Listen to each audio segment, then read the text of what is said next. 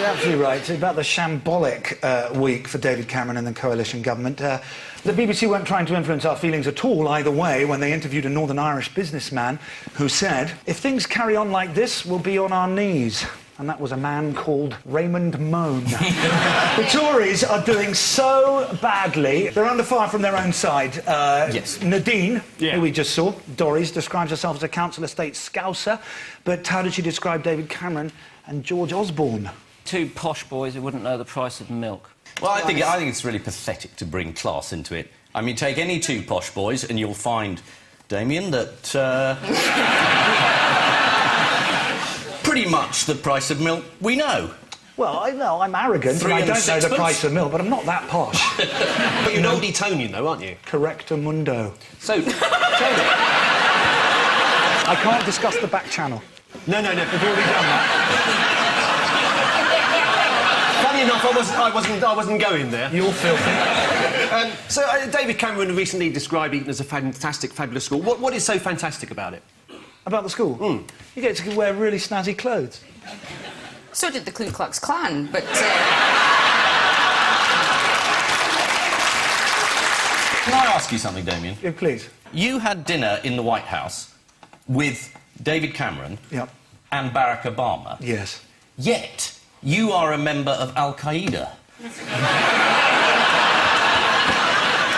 I found myself in a three-way conversation with Mr. Warren Buffett, who was sitting on my left, and the President of the United States, who was sitting opposite me, about the economy.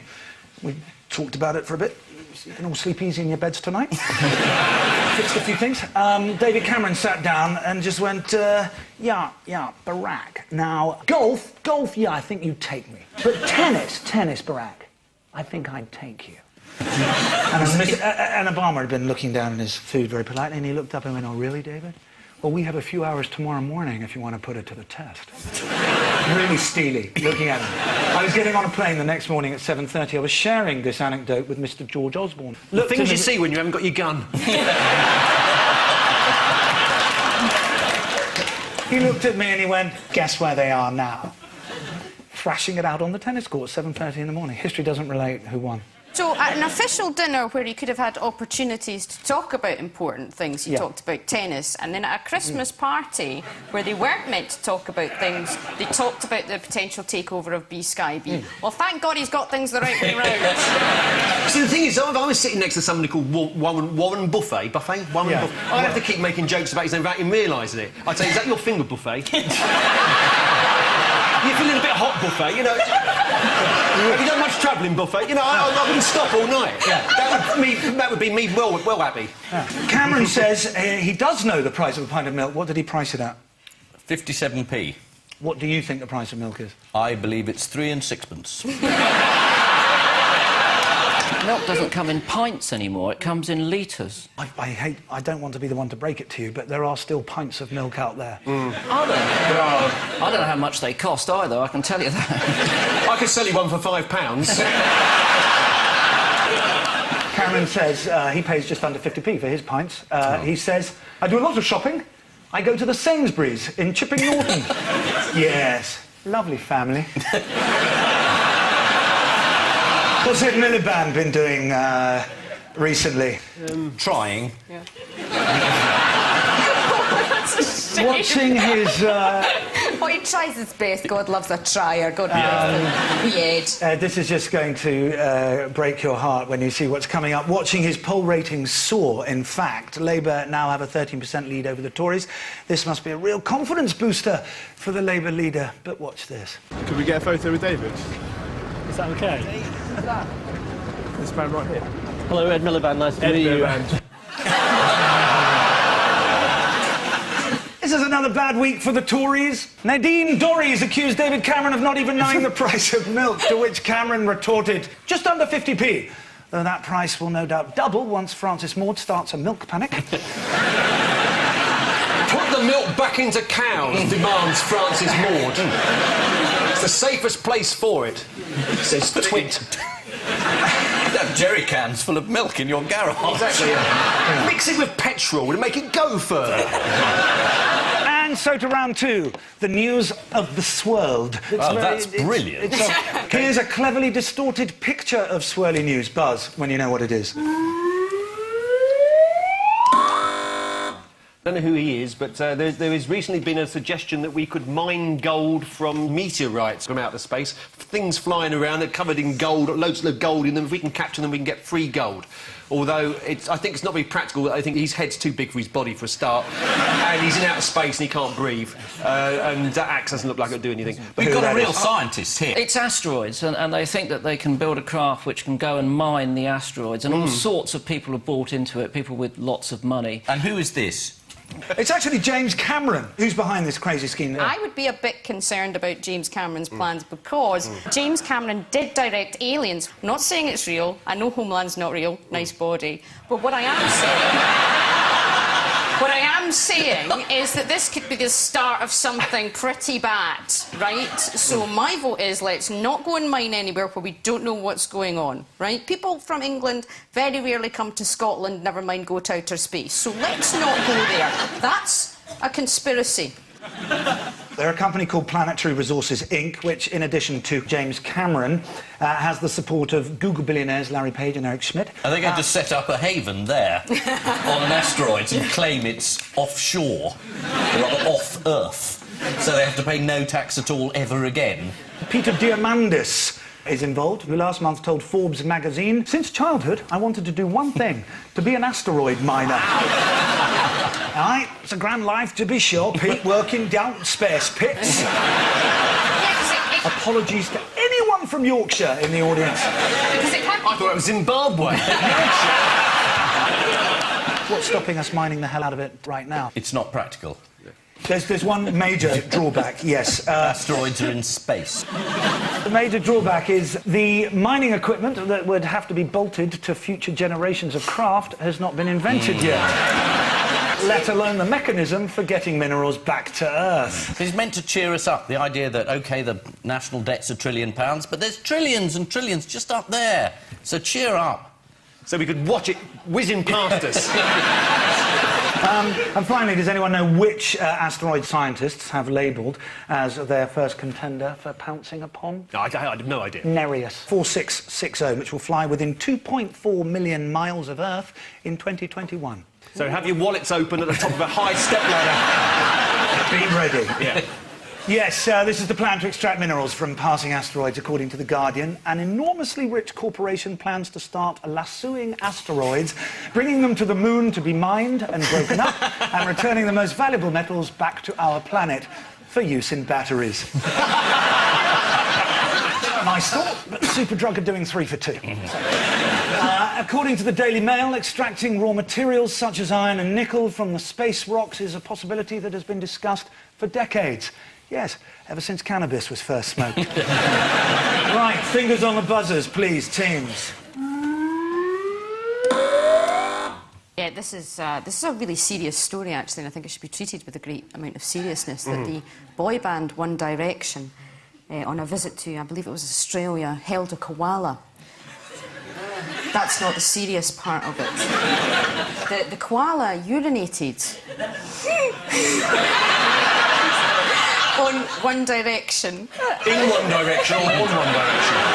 In all directions on One Direction. They were then told the, quite frankly, shocking statistic that 80%, that's 80% of koalas have chlamydia. There is therefore a real and present danger that One Direction top boy band will have contracted chlamydia from a koala.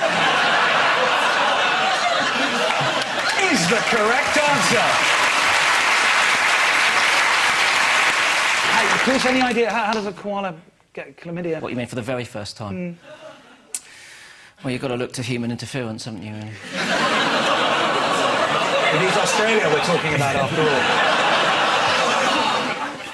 I guess some of those bacteriological and viral infections will cross from species to species, but I can't think of finer people to get a sexually transmitted disease than those three.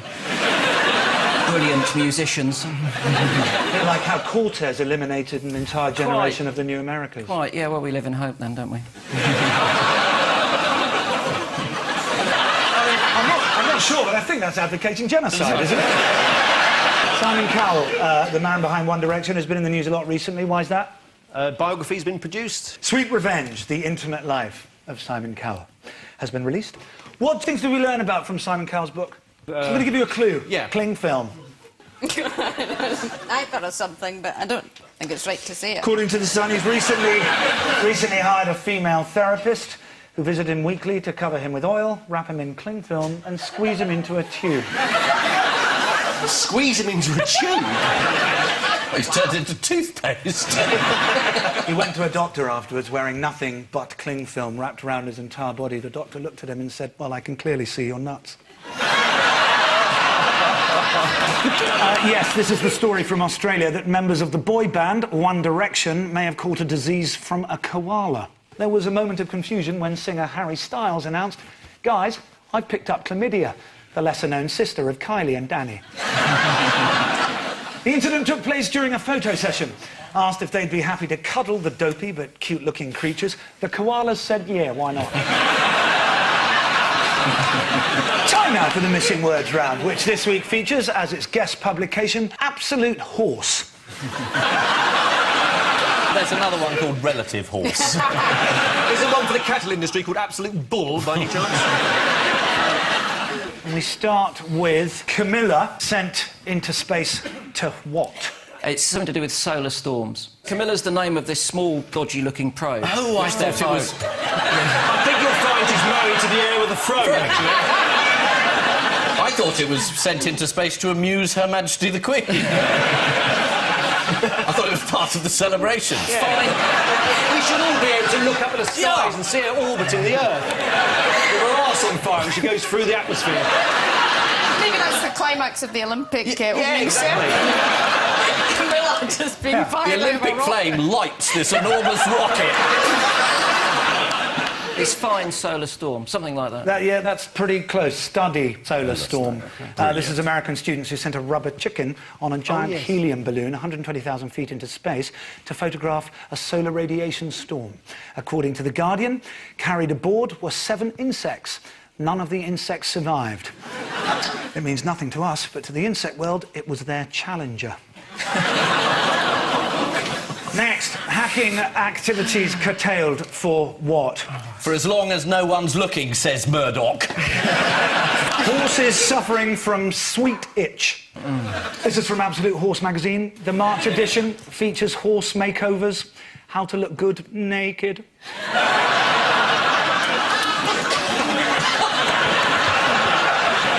And finally, Donald Trump's hair, what? Declared World Heritage Site.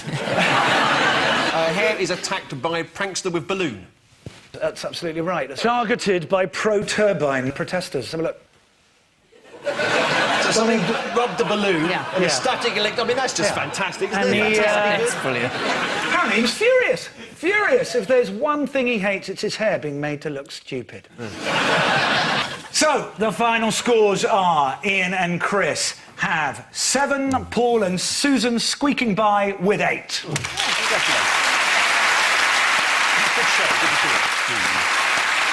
On which note, we say thank you to our panellists, Ian Hislop and Chris Packham, Paul Merton and Susan Cullman, and I leave you with news that Olympic organisers admit it was a mistake to allow official sponsors, John West, to design the media centre.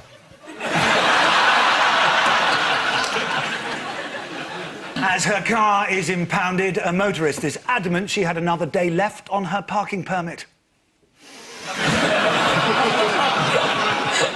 And in BBC TV Centre, an assassin realises time is fast running out as his target approaches a flight of stairs.